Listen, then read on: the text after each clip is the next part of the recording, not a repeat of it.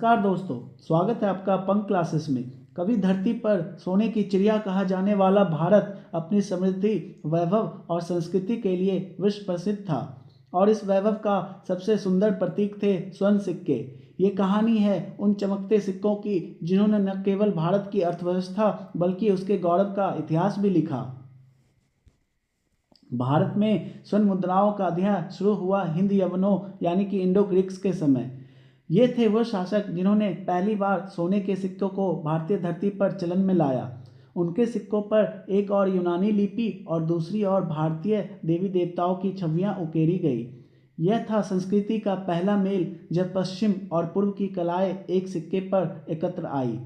इन सिक्कों ने भारत की अर्थव्यवस्था को नया रूप दिया और व्यापारियों को दिया भरोसे का प्रतीक सोना। फिर आया एक ऐसा युग जिसने स्वर्ण को शुद्धता का पर्याय बना दिया। यह था कुषाण साम्राज्य और इसके महान सम्राट कनिष्क का समय।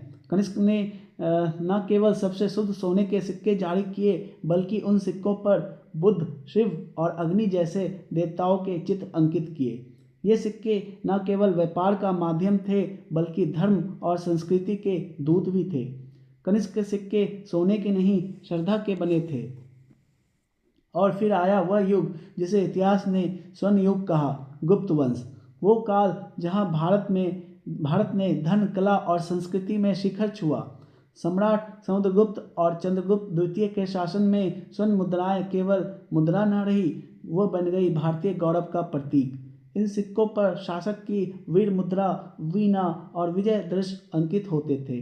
हर सिक्का एक संदेश था कि भारत न केवल समृद्ध है बल्कि सुसंस्कृत और शक्तिशाली भी है। 3 राजवंश, 3 युग और एक स्वर्ण यात्रा। हिंद यवनों ने सिक्कों को आरंभ किया, कनिष्क ने उन्हें पवित्रता दी और गुप्तों ने उन्हें वैभव की पराकाष्ठा तक पहुंचाया। इन सिक्कों की चमक सिर्फ सोने में नहीं बल्कि भारत की आत्मा में थी। ये सिक्के बोलते हैं कि ये भूमि केवल धन की नहीं, संस्कृति और विचारों की भी समृद्धि की भूमि है। भारत की स्वर्ण मुद्राएं हमें याद दिलाती है कि जब अर्थव्यवस्था में मूल्य था तब संस्कृति में मर्यादा थी। यही था भारत जहां सिक्के भी शुद्ध थे और नियत भी। Thank you.